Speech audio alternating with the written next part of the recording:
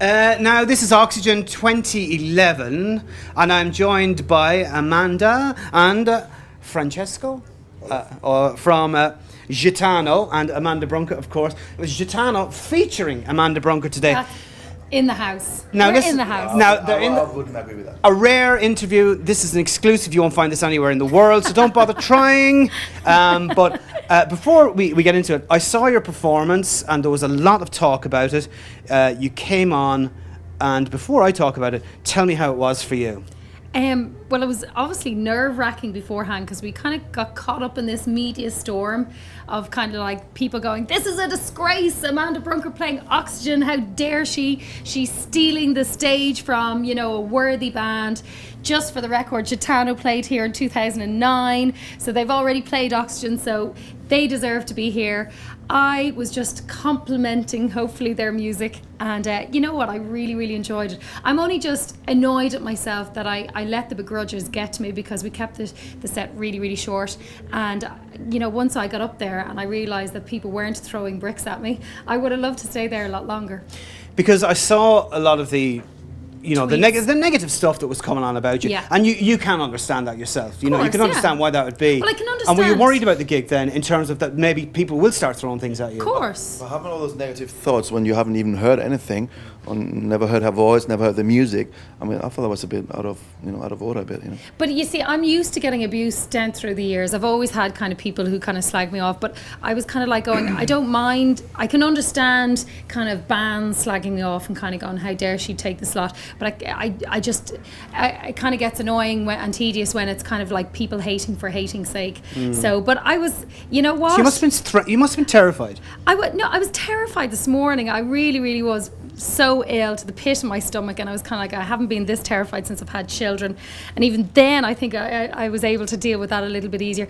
But as soon as we kind of drove in and we saw this really, really big stage, and I just went, oh my God. And I said, let's just enjoy this. This is just a serious dream. It's an opportunity. And I'm always the kind of person who likes to follow their dreams. And, Francesco came to me and he said, would you be interested in doing something? Because, over a bottle of wine one evening we'd kind of one thing led to another, etc., so on and so forth. And then you're playing the biggest festival Ireland's ever had. I know, how fantastic is that? This is where dreams happen, baby. So, okay, I saw your set, I saw the whole thing. Francesco was doing his thing, and then he was pretty good, wasn't he? He was very good. He was very professional, as you are, and very handsome, I would like to say. Oh, in a very kind of rugged way. And I would imagine you. I think he gets his fair share, is what you're trying to say. You said it. He does get his fair share. And then you came on stage, and I'll tell you what I saw was you singing a version of the kind of Latino version of, would that be Latino transfer? Latino trance, yes. It was kind of Ibiza, a kind of a laid-back Ibiza version of With or Without You by U2. Now you're a little-known band. You're a little-known band, but you're busy mates with Bono.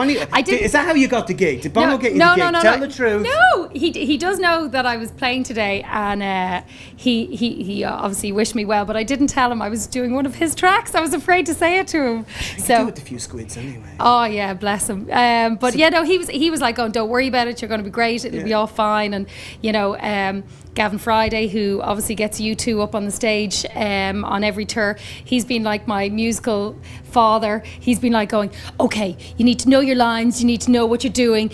Don't let them get to you, blah, blah, blah." And he's been on to me, and he's actually nearly been freaking me out more, because he's like going, every so often I get another text. Gavin Friday. So Gavin Friday'd freak anybody. No. But he's like going, you're going to be fine. You're going to be great. I'm like, stop it. I know.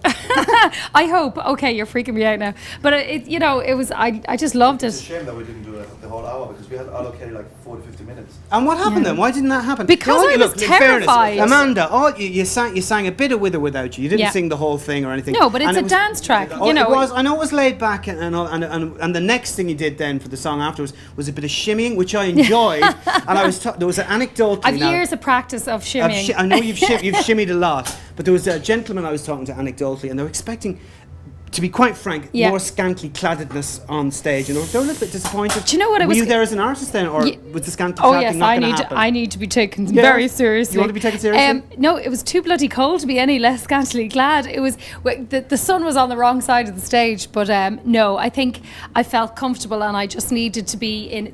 I was actually going to change into something else, slightly more scantily clad than this. But you know what? I came and we did a rehearsal, and I just felt free and I felt easy, and I said let's and we didn't really have much time, so I said just go for it. I put out for some people to asking some questions, and Tom sent me an email and he said, was it Tom, Sheila? just some random no, Tom. No, actually it was Sheila in Athlone who sent me an Okay. email, and she said, you know, a lot of criticism on boards and Twitter and all that kind of stuff, and just like, you know, how do you handle your knockers? Not gonna fall for that one. All right, deaded that one out. Didn't work. Sheila, you're fired, and the researcher, you're fired as well. Next question. My husband actually handles my knockers. That's all I'll just say. No, that's it. Is that it? 100%. Yes. My husband handles them quite well, and Does he really? And he's been handling them for about 7-8 years now. Oh, fantastic. Is that an exclusive? Yeah, there you Probably go. not. Yeah. Anyway, look, Sheila, forget about your silly questions. Now, I saw something about T-shirts that we were talking about a second ago that you weren't aware of. I know. I gotta get what are they one. called again? Drunk and disorderly. That you can get on the website. Unofficial T-shirts. They are on. They're They, not the official one. no. I must impress on you that they are unofficial T-shirts. What do you think of the idea of brunk and disorderly? I think I love I think it. that's a winner. I love it. There could be a whole range. What would your T-shirt be? Brunkalicious. I like that. And what else could we come up with? Brunkerettes. Brunk beds for sale. Brunk beds for sale. But With sofa, what's that? You know, you could Cost sell plus sofas. That's it. Cost plus sofas, brunk beds. Hang on a second. If we're going to get in a plug for Cost plus sofas, let's just get. Hang on a My sec. recent book, Champagne Secrets, is now on sale in paperback. It's also available in the UK and Australia, New Zealand, and South Africa. Actually. Yeah, anything else? Just Gitano really is the main thing that we want to publicise today. And what about? I'm a little bit shocked now by that relentless pluggery, but you're very good at that kind of thing. I know, And you know, you don't take this kind of stuff seriously, do you? You know this is all a bit of a laugh and a bit of a game. But today or what? actually wasn't just about a laugh. Today was, we were. What was it about then? Well, it was about following your dreams. Surely that's not too hard to understand. Like, what I can't understand is the fact that Irish people don't seem to like people to try more than one thing. You're either a journalist or you're a singer, but you could never cross over, or you're an actor. How dare you even think about doing anything else? The way I see it is, I came from a family who were very creative, and it was all about finding different avenues to kind of unleash your creativeness. Sure. So I think I was talking to one of your colleagues there earlier, and I said, listen, just to warn you, I'm going to want to be a painter when I get older. I'm going to want to do some acting. Like next year I'm writing, I've got a play that's going to be doing a nationwide tour. How dare she? How do you get the energy? Where do you get the time? You have 2 children. Because all that kind of stuff. I'm very motivated, I suppose. But I need to make money. Well, it's I also like your another honesty. motivation. That is one. That I've is got a one big of your, mortgage. It's an endearing part of your character, that you are an honest You person. see, sadly, I haven't got a rich father, and sadly, my husband isn't hugely rich either. Great What are we man, gonna do about but that? I forgot to marry a millionaire. God damn it! Well, you could always do that next time. But you know what? Yes, that's what I keep This is saying. true. I keep warning him every time he's annoying me. Pick up your socks, or else I'll marry a millionaire. God damn it! But you know what? It's not just a case of I'm motivated because I want to pay the bills.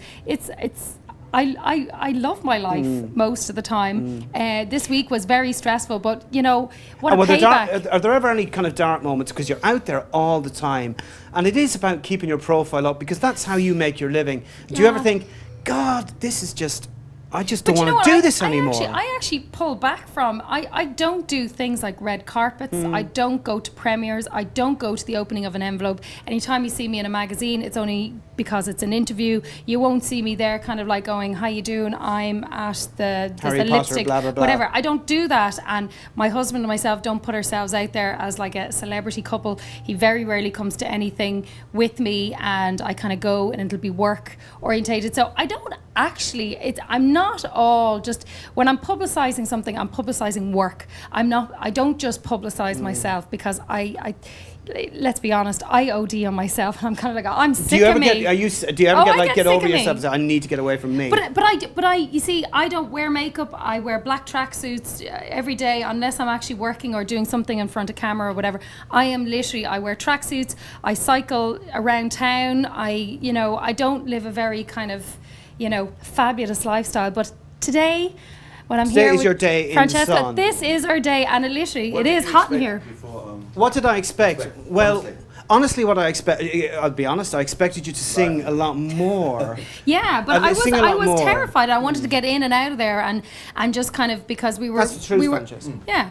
I expected you to sing more. Did you want more? I did actually. I know there is the thing. You He always wanted leave more. them, I like leave it. them wanting more, and that is the truth. And just tell me briefly what's in the future for you. Are you going to be doing this type? Are you going to have this type of lifestyle for many, many years to come, or how do you see this panning out for you? Well, next plan is actually to get this track released, if you can get permission, obviously from the big boys, From Bono. From Bono, yeah. I don't think that's going to be a problem. Just text him there now, will you? I know. So obviously, if we get permission for that, we've already got some really big DJs in Germany doing remixes for this. So it would definitely be massive because of the connection that we have in Germany already. And if we don't get permission, then probably do another track, and we've got some other tracks. Stuff anyway. If you don't get permission, just put it out anyway. It'll get stuck in the courts. It'll keep going forever and ever and ever. Of course it will. No. And what about any other kind of facets to your cultural life? What else is going? What else? Facets to my cultural I know. Sorry, that sounds a bit kind of like, I won't use the word with the W. Yeah. But what else is going to go on? What else am I doing? Yeah. Well, I got, believe it or not, even though I've had 3 #1 bestsellers in books in That's this country. 3 #1 bestsellers. 3 #1. Can we reiterate? Wait for this. Nobody wants to re-sign me. The book business is that bad. So I decided, I had a cry. I only found out this week that I'm not going to be re-signed. So I had a little cry this week, and then I went into my husband and I went, I'm going to write a movie. And he just laughed and he goes, of course you are, dear. And you know what? I will. So that's one of my next projects. So you're going to write a movie? Are you serious about that? Of course I am. And what have you started the script? Oh no, I have the idea. You have the bones of the idea. It's like we've written the play, and that's just not going to happen until October of next year. Okay. So, but that's already booked in and that's already planned. But since nobody wants another book, I will write a movie. Sodge is all. Well, despite what the naysayers say, I think you are a shining beam of light in an otherwise very, very dull landscape of Ireland at the moment. And thank you for speaking to me. Cheers, thank you so much. It's been great. Thank you very much. Loving the Heineken, by the way. Of course. Cheers. And thanks to you, Francesco. Thanks to you guys. Thanks a lot. Oh, give us a kiss, will you? Mwah. Thank you so much. Francesco. How about me? Thank you, sir.